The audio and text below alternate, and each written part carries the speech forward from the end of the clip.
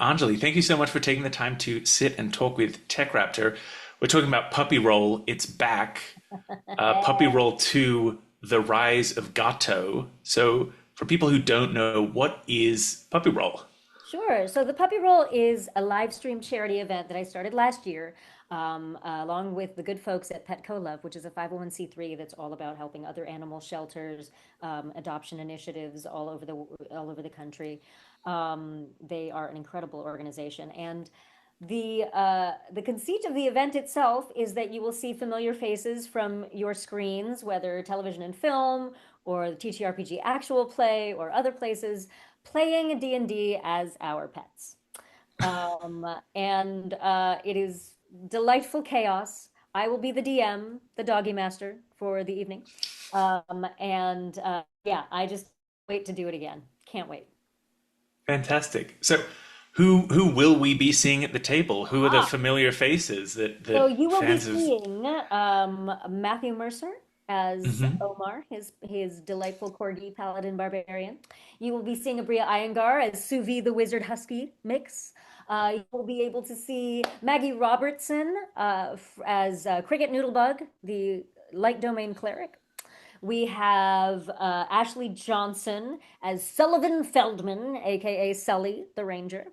And you have Jonathan Graziano as Milton the Warlock with his great old one patron Noodle, who many people might know from Noodle and the Bones No Bones Day, back during the started, I think, during the pandemic. But we also have, in addition to all of those returning players, we have two new players coming in. We have Mhm. Ginny D as Pablo, who made an appearance at the end of the last puppy roll, and Emily Axford as Bruce. And I could not be more excited to have both of these ladies at the table. I've played with Ginny Deep many times. We are good friends. And Emily has been a player that I have watched and delighted in for so long. So smart, so quick, so crafty, and so chaotic that it's just a perfect mix of people at the table. Even as the DM, I'm just going to have to sit back and just let everybody go. I was gonna say, Axford is definitely a player in the actual play space that people have like picked as the perfect chaos child. Yes, yes. Well, and also the thing that I find remarkable about her, and really remarkable about so many of our players, is that despite the fact that what we see as viewers Hmm. is chaos, there is also this virtuosic ability to understand what the story might need at that moment and to Hmm. provide that chaos in a way that supports it rather than detracts from it. I never feel like Emily is taking our DM in the wrong direction. They may surprise your DM, and the fact that she can surprise Brennan Mulligan, I'm here for it because I that's one of the smartest men alive. I don't know how you surprise him, but it always feels like it is in support of a great story.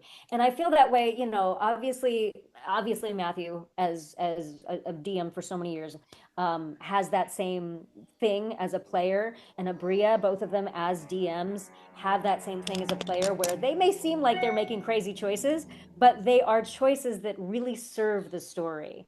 And with this particular story being as lighthearted and this world that I've created for it being as lighthearted as it is, we need that kind of controlled chaos. I don't want to call it controlled because it's very not controlled, but we need that kind of chaos because look, what is more chaotic than a bundle of puppies? Like that's It's very true. it is the kind of chaos we all need, and it will make the world a better place. But I'm also very excited because this year, as you might be able to tell from the subtitle of the name of the Puppy Roll 2, The Rise of Hmm. Echo, we Hmm. are bringing some cats into the picture.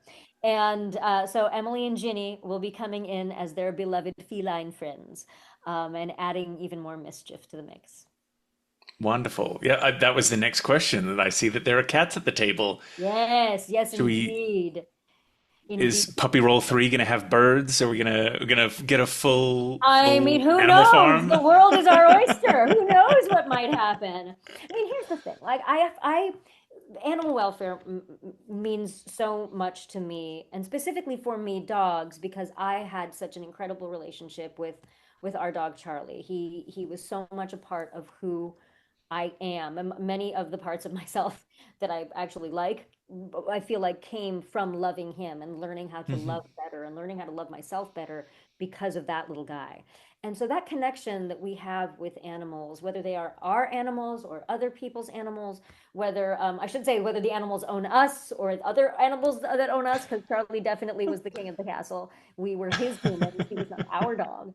Um, but there's so many relationships that are so extraordinary between humans and animals, and they give us so much. They give us so much love and so much energy and so much healing, and not just in the way of like their energy around the house. Like we've seen it with equine therapy, we've seen it with Hmm. service dogs, we've seen it heal people. And so with them giving us so much, and our Charlie giving me so much, it means so much to be able to return that to them and provide the possibility of these animals finding a safe and happy home. To speak on the adventure that you will be embarking on, what can you let us know? Where will we meet our Well, pound okay. of pooches? So yes, for those of you for those folks who saw last year's stream, we will be in a familiar location, which is the land of Doggo, a land that sprung from Charlie's imagination and a little bit of magic provided by his imagination and a special artifact given to him by his mom. And we will be exploring that location again this year, and some of the locations within Doggo, but we will also be venturing outside of Doggo this time. And that is a spoiler I will not give you because it will spoil the fun. Okay, so people will have to tune in October 20th, 6 p.m. PT. That is exactly right. For a DM, you kind of, it wasn't too long ago. I believe the Lego stream was your first kind of time publicly Yeah. DMing, and you've Yep. now gotten more into it. How different is the approach knowing that every single character is going to be some form of animal versus kind of more traditional dungeon mastering or Oh, that's a doggo that's a mastering? great question. Um, Gosh, it's so much fun. I mean, the thing is, the puppy roll last year was the second time I DM'd. I did the Lego one shot and then I did the puppy roll. So I think there is a freedom to being like, I don't know what I don't know. And it's Hmm. my world, so I'm gonna make the rules and I'm gonna use the reference books as precisely that, the reference, things to help me, things to spur on imagination. If I can't think of a magic item to put a puppy pun on, I can go to this list and find things, you know? And and so the one thing that is different, and I wanted to be different, is that these are actual dogs and cats. These are not anthropomorphized Hmm. versions of the dogs and cats. So, for example, there's a wonderful game system out there called Pugmire that I absolutely adore, where the characters are dogs. But in that version, they're a little more anthropomorphic, and I wanted these to be our dogs. So I didn't want to turn my Charlie into a person. I'd rather turn a human into a dog. Like I'd so much rather that. But I wanted it to be these little guys and gals getting to be scrappy and inventive with the actual bodies they were given. So it was different in that, like thinking of, okay, well, cool. How would this look? Would flurry of blows would be flurry of bow wows? How would this look? Like how would these things be a little bit different? And so that it was just a giant delight for me. I remember being on planes at the same time as we were doing the puppy, or as I was writing the puppy roll, putting it together. I was also writing another adventure that we published this year on D&D Beyond called The Malady of Minar. So I had like two screens open, and one of them was about like demon possession, and then the other one was about puppy puns. And I was like, this is the extraordinary thing that is my life. I'm on a plane. Hopefully, no one's looking over my shoulder. That Um, sounds like such a fun writing room. yeah, exactly, exactly. Like when you get too much of one, you just move over to the other and clear your palate. And then the flip side for the players who need to take their pets and turn them not into anthropomorphic dog warriors or anything, but say, how would my dog be a barbarian, a Yeah. wizard? What do you take into account with your dump stat be? Like, how do you figure that out? Here's a wonderful thing, and this is again what I love anthropomorphized, is that each one of the animal players in our story, they still have their humans. You know, Cricket, the cleric, worships Maggie Robertson. That apparently is her deity. So what these players have been able to do is literally think, okay, if I'm still here, what are the things about my pet that make them this particular class? You know what I mean? Like Omar makes such a perfect paladin barbarian because he is so noble. He is such a protector. He also kind of like has this little kind of crazy energy, but this is all Matt's. You know what I mean? This is all Matt's. And when you see Matt play him, you completely understand it. Same with Suvi. I mean, we have some player profiles that are coming out this week. Today is Monday, so we're just starting with them. But we have some player and dog profiles that are coming out that answer some of these questions. So you can keep an eye on socials for those too. Fantastic. Well, I'll hopefully throw a few of those graphics in here and here. Yay. If multiple are out by the time I've edited this, we'll see how quick I am. You did say, how do you pick a dump stat? I mean, Charlie was a Chihuahua Pomeranian, so his dump stat was strength, but his charisma was through the roof. Very charismatic, very dexterous. But yeah, he's not, he's not taking on. Yeah. He's not picking anything up anytime soon. And then for the people who will be tuning in, they're watching the stream, but if it's anything like last year, there's also some ways that they can engage in the stream. Yes. So even before we start the stream, we have ways that you can engage on our Tiltify page, which is at bit.ly/thepuppyroll or bit.ly/thepuppyroll2. Either one will work. So we have polls about various special skills or magic items or spells that our characters will have. We will also have polls. There's already a poll up about whether they start with inspiration or not. There are ways to give the puppies advantage several times, as many times as you want, depending on how much or how frequently people donate.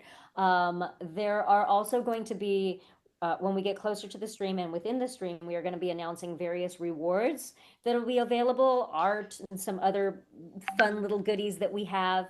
There are loads of ways that you can participate. And then we're also going to be doing some free giveaways.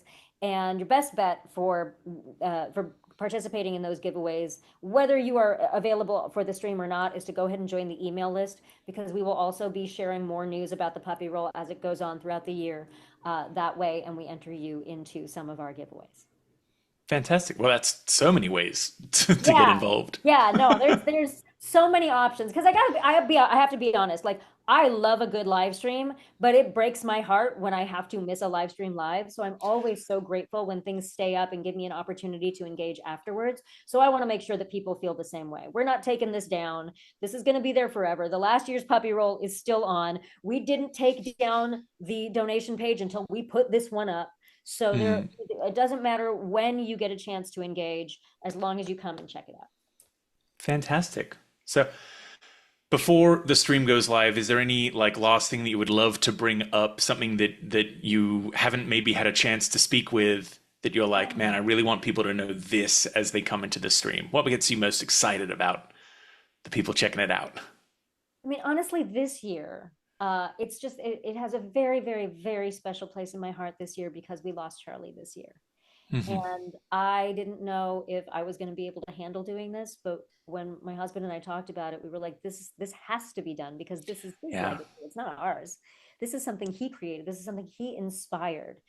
And so if for no other reason than to help us honor one of the greatest creatures ever created, I would love for people to tune in and enjoy the joy, and let us lean into the joy of these beautiful creatures, rather than the grieving, because they're still with us in so many ways, and the puppy roll is keeping Charlie close to us. Wonderful. Well, people should definitely tune in for Charlie and to donate to such a good cause. Thank you so much for taking the time to chat with me. This has been a blast. Thank you, Andy. I hope you enjoy the stream.